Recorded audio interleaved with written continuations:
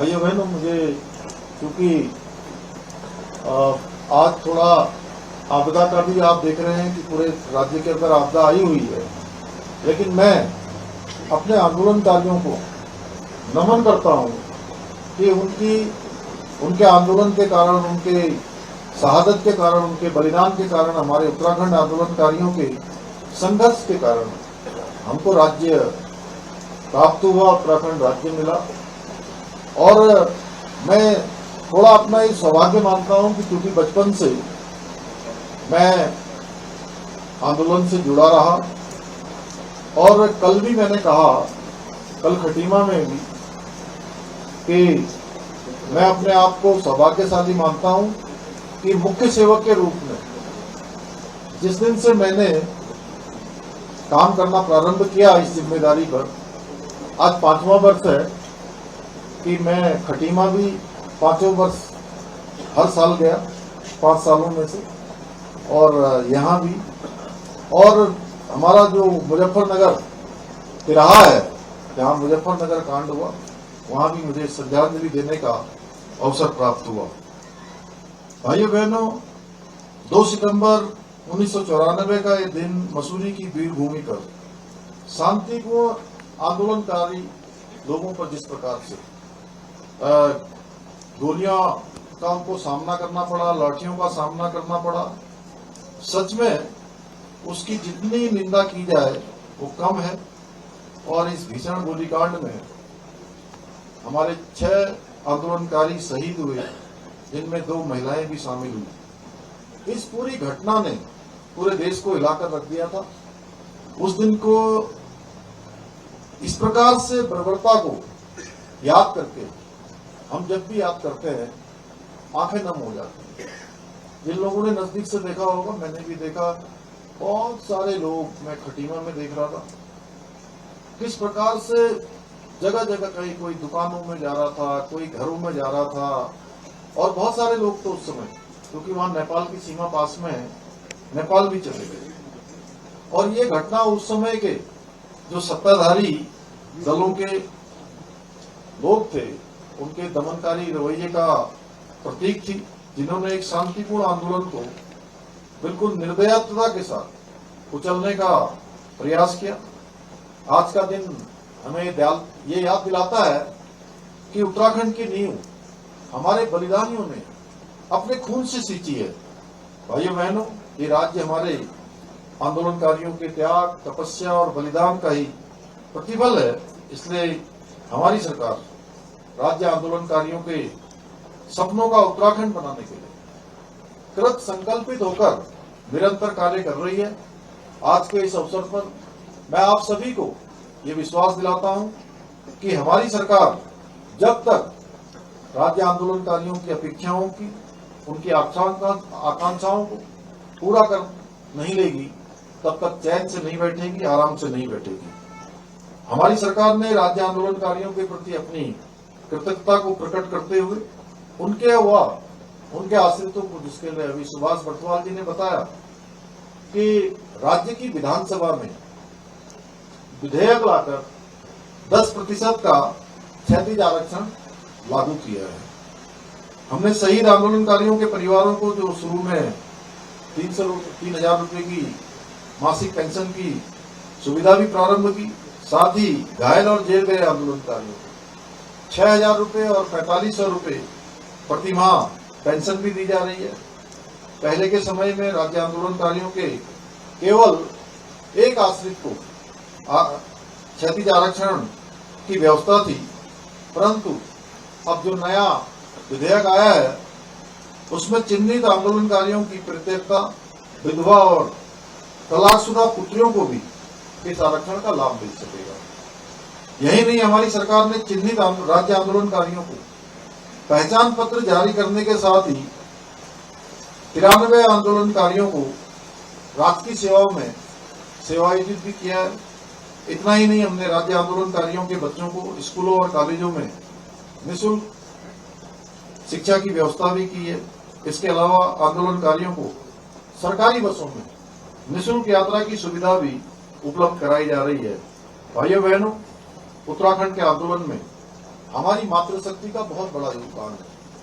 और अब भी मैं किसी भी मंच पर जाता हूं, राज्य के अंदर जाता हूं, जिस प्रकार से हमारी मातृशक्ति पूरे परिश्रम के साथ, लगन के साथ और अच्छे कौशल के साथ आज जिस प्रकार से काम कर रही है, आने वाले समय में भी हमारे राज्य के अंदर जो सबसे बड़ी क्रांति होने वाली है, उत्तराखंड, जिसके बारे में हमारे प्रधानमंत्री श्री नरेंद्र मोदी जी ने बाबा केदार की भूमि से उनके मुंह से शब्द निकले थे कि 21वीं सदी का तीसरा दशक उत्तराखंड का दशक होगा। अगर उसको बनाने में सबसे बड़ा योगदान कोई देने वाला है तो हमारी मातृशक्ति देने वाली बैठी है। सबने एक बार ताली बजा दी। इसी को देखते हुए हमारी सरकार ने राज्य की मातृशक्ति को नमन करते हुए राज्य सरकार की नौकरियों में महिलाओं के लिए 30% का क्षैतिज आरक्षण लागू करने का ऐतिहासिक निर्णय लिया है। भाइयों बहनों, हमारे बलिदानियों का सपना था कि एक ऐसा उत्तराखंड बने जहां हमारे उत्तराखंडी भाई बहनों के समान अधिकार हो, जहां हमारी संस्कृति, भाषा, परंपराओं का संरक्षण हो और हर व्यक्ति को सम्मान मिले।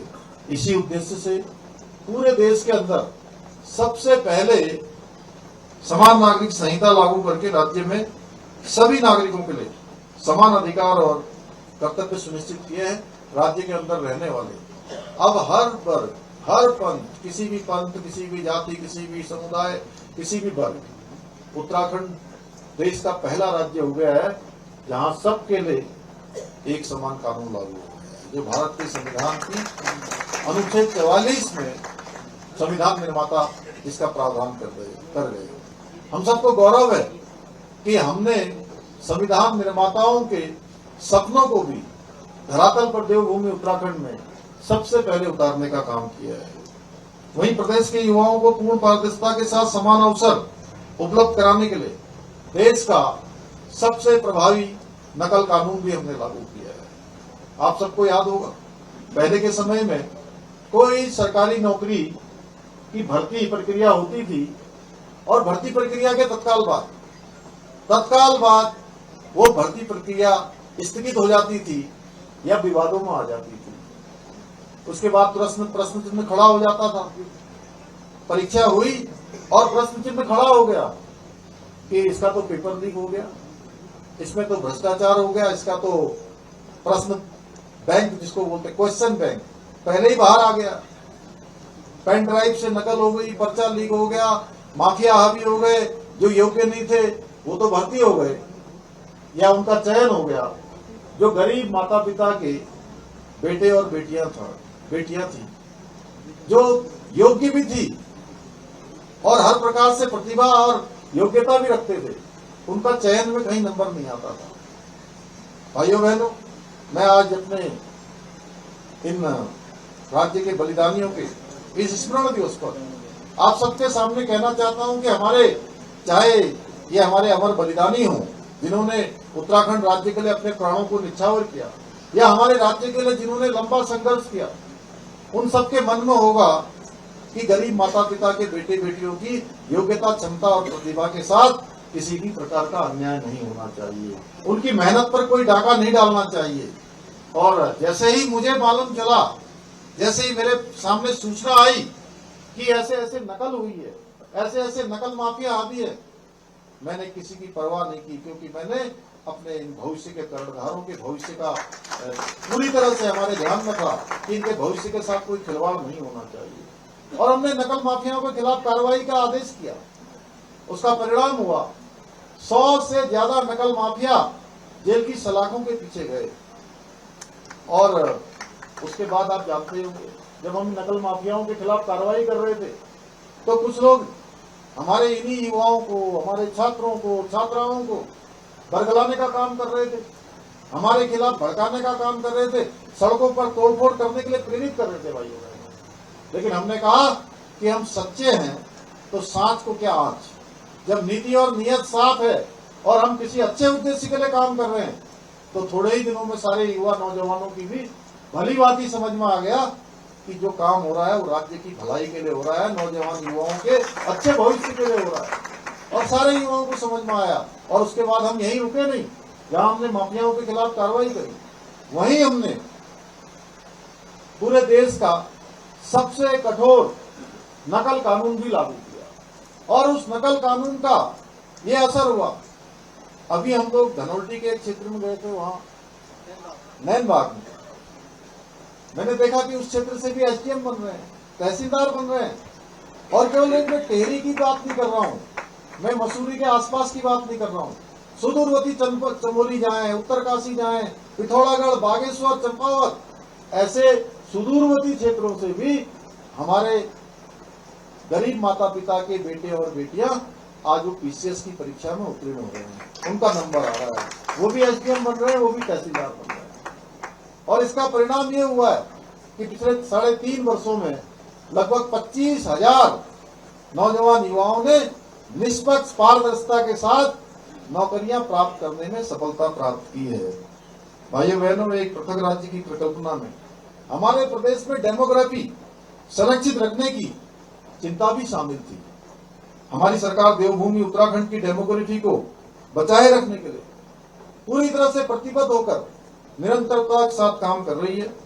जहां हमने प्रदेश में एक सख्त धर्मांतरण रोधी कानून लागू किया है, वहीं हमने लव जिहाद, हमारी बहन बेटियों को बहलाकर फुसलाकर तमाम प्रकार से अपनी पहचान छुपाकर गलत जानकारी देकर उनके भविष्य के साथ जो खिलवाड़ किया जा रहा था, हमने उसके खिलाफ भी कठोर कार्रवाई की है।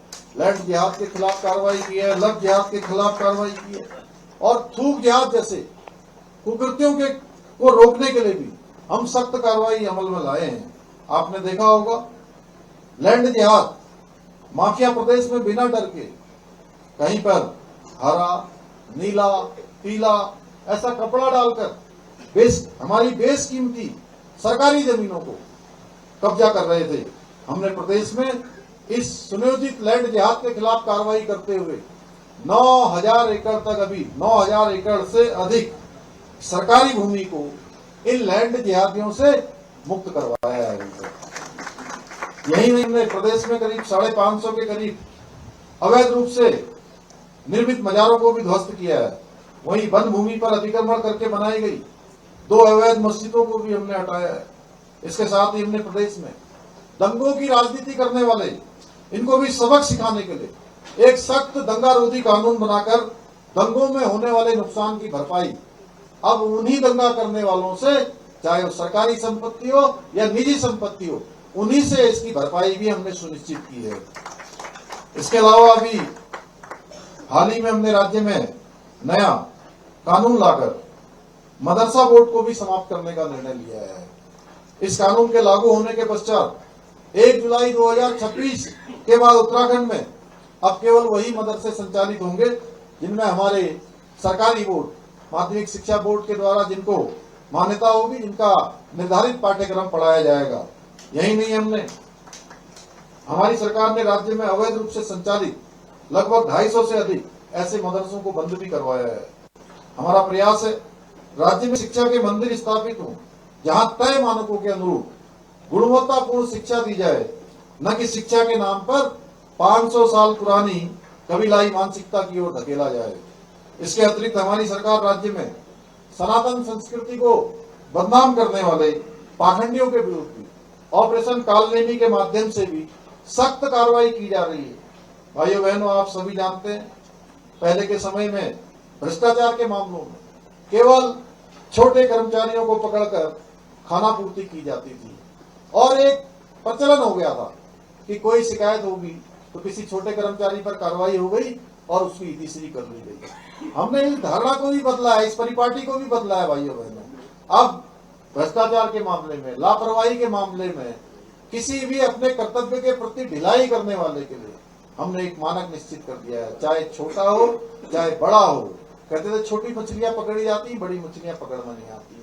भाइयों बहनों, मैं आज के दिन कहना चाहता हूँ, छोटी मछलियां नहीं, बड़ी मछलियां नहीं, अब अगर भ्रष्टाचारी रूपी कोई मगरमच्छ भी होंगे तो उन मगरमच्छों को भी छोड़ा नहीं जाएगा। हम जीरो टॉलरेंस की नीति के तहत कार्रवाई कर रहे हैं, और प्रदेश के इतिहास में पहली बार चाहे आईएएस हो, आईएफएस हो, पीसीएस हो, किसी भी स्तर के अधिकारियों से पिछले 3 वर्षों में भ्रष्टाचार में लिप्त 200 से अधिक लोगों को जेल की सलाखों के पीछे हमने पहुंचाया है।